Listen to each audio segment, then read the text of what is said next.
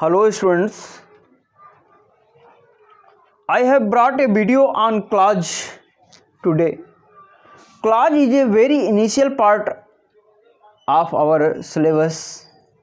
Clause means उपवाक्य. बच्चों, अगर आपको कंपाउंड और कॉम्प्लेक्स सेंटेंस सीखना है तो क्लॉज को पहचानना ज़रूरी है. क्लॉज पहचानना यदि आ गया तो आप कॉम्प्लेक्स और कंपाउंड बना लेंगे.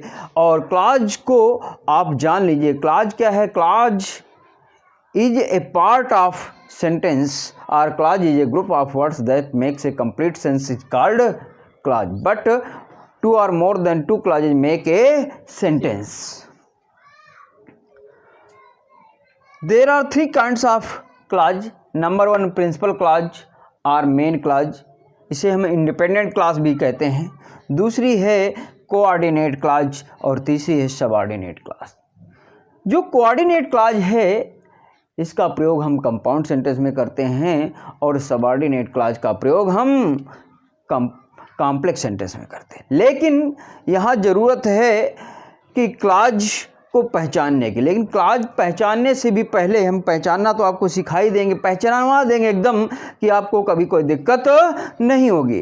लेकिन उससे भी पहले आपको कंजक्शन को पढ़ना अति आवश्यक है. सबऑर्डिनेट कंजक्शन दैट कि, इफ़, यदि, व्हेन, जब, तब, एज, जैसे, ज्यों ही, दो, यद्यपि, ऑल्दो, यद्यपि, फिर भी, दो, यद्यपि, फिर भी, ऑल्दो, यद्यपि, फिर भी, बिकॉज, क्योंकि, टिल, तक, अनटिल, जब तक नहीं तब तक नहीं, अनलेस, यदि नहीं तो नहीं, लेस्ट, कहीं ऐसा ना हो कि, व्हाट, जो, हु, जो, व्हिच, जो, हुम, किसका, जिसका, हुज, किसका जिसका या किसे जिसे, लेस्ट, कहीं ऐसा ना हो कि, और बहुत से हैं. यानी प्रश्नवाची शब्द तो सभी, जैसे हाउ कि कैसे, वेयर कि कहाँ या जहाँ तहाँ, व्हेन यूर जब कभी भी, व्हाट यूर जो कुछ भी, वेयर यूर जहाँ कहीं भी, हाउ यूर कैसे भी, बिफोर से पहले, आफ्टर से बाद में.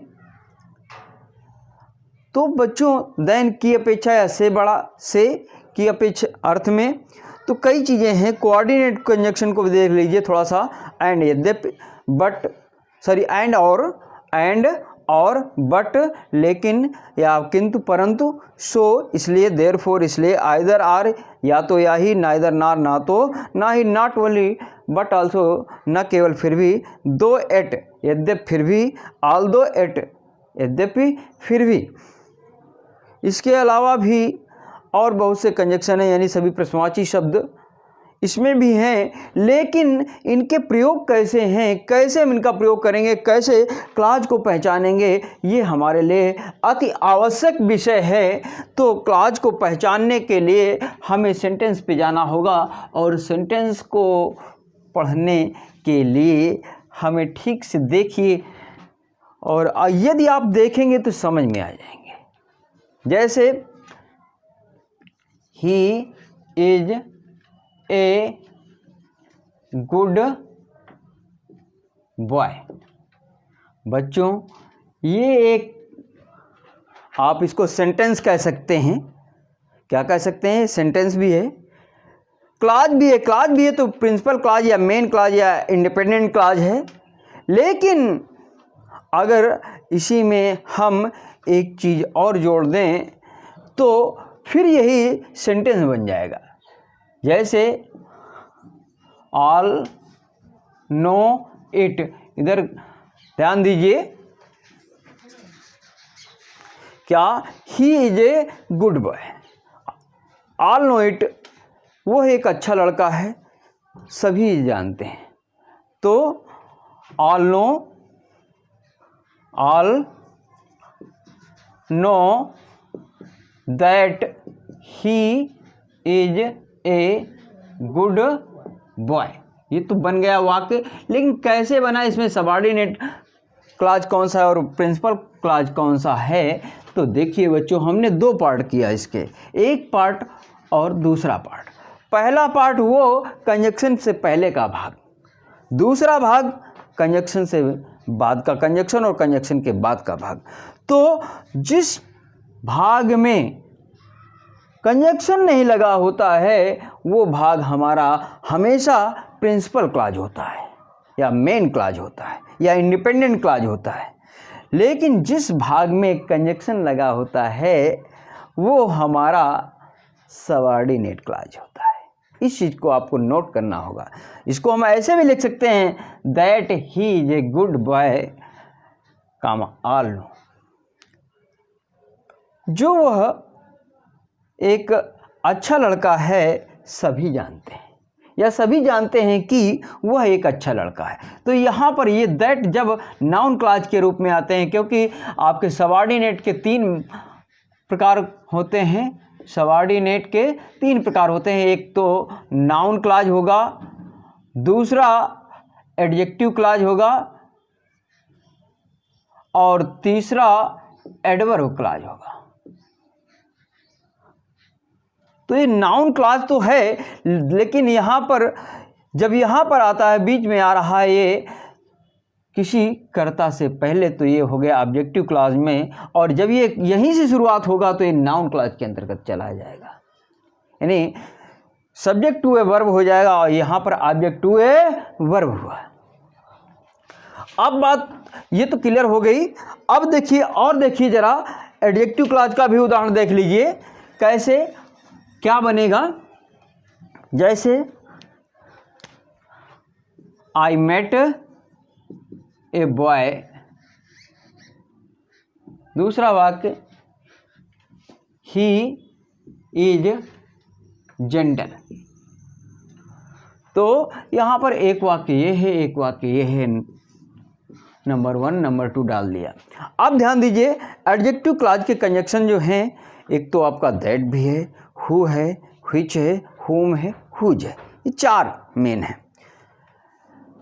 तो अब जब हम इसको बनाएंगे, क्लॉज तो हमें पहचानना आना ही चाहिए। क्लॉज में देखिए एडजेक्टिव क्लॉज क्या होता है, या तो सब्जेक्ट को रिप्लेस करता है या फिर सब्जेक्ट से पहले आता है। तो यहाँ पर देखिए क्या बनेगा, I met a boy who is gentle. I met a boy who is gentle. तो यहाँ पर हु सब्जेक्ट को रिप्लेस करके आ रहा है बच्चों, तो यहाँ एडजेक्टिव क्लॉज हुआ। क्यों? क्योंकि मैंने आपको बताया ही अभी कि यहाँ पर एक भाग वो होता है जिसमें कंजक्शन नहीं लगा होता, एक भाग वो होता है जिसमें कंजक्शन लगा होता है। तो जिस भाग में कंजक्शन नहीं लगा होता है वो प्रिंसिपल क्लॉज, और जिसमें कंजक्शन लगा होता है वो सबऑर्डिनेट क्लॉज हुआ। तो इस तरीके से बच्चों क्लॉज में समझ में आया होगा, ये आपका प्रिंसिपल क्लॉज हुआ और ये सबऑर्डिनेट क्लॉज हुआ। इसके अलावा कोऑर्डिनेट क्लॉज को भी समझना होगा, अभी आपके लिए बहुत ज़रूरी है, उसको भी समझ लीजिए। यद्यपि कोऑर्डिनेट क्लॉज के 4 पार्ट होते हैं, क्यूमुलेटिव, इलेटिव, एडवर्जेटिव और इलेटिव। लेकिन आपको क्लॉज को कोऑर्डिनेट क्लॉज कैसे बनता है इसको देखिए जरा। जैसे ब्रेड एंड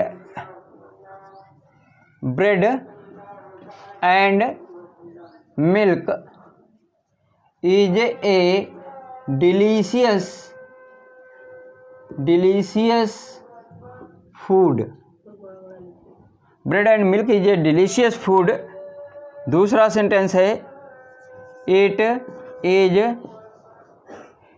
इज इनर्जेटिक। तो बच्चों ये दोनों लगभग इक्विवेलेंट है।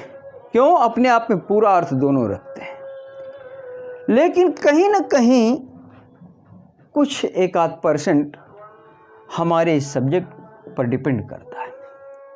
तो इसीलिए हम इसको नंबर 1 प्रिंसिपल क्लॉज कहेंगे, नंबर 2 ये कोऑर्डिनेट क्लॉज होगा। तो बनेगा क्या, bread and milk is a delicious food as well as it is energetic. तो यहाँ पर गौर करिएगा, हमने आपको पहले भी बताया था, गौर कीजिएगा यहाँ पर कि जिस क्लॉज में कंजक्शन नहीं होता है वो हमारा प्रिंसिपल क्लॉज हुआ, और जिस क्लॉज में कंजक्शन लगा है वो हमारा सबऑर्डिनेट या कोऑर्डिनेट क्लॉज होता है। तो बच्चों कंजक्शन रटने की ज़रूरत है। कंजक्शन यदि हमने रट लिया तो हमें सबऑर्डिनेट और कोऑर्डिनेट क्लॉज पहचानने में कोई प्रॉब्लम नहीं होगी। तो bread and milk is a delicious food, ये हमारा प्रिंसिपल क्लॉज हुआ, and as well as it is energetic में यहाँ पर एज वेल एज जो लगा है बराबर इक्विवेलेंट अर्थ दे रहा है, इसलिए ये हमारा कोऑर्डिनेट क्लॉज हुआ। तो इस तरीके से बच्चों क्लॉज समझ में आए होंगे, principal clause, subordinate clause, coordinate clause. Okay, thanks.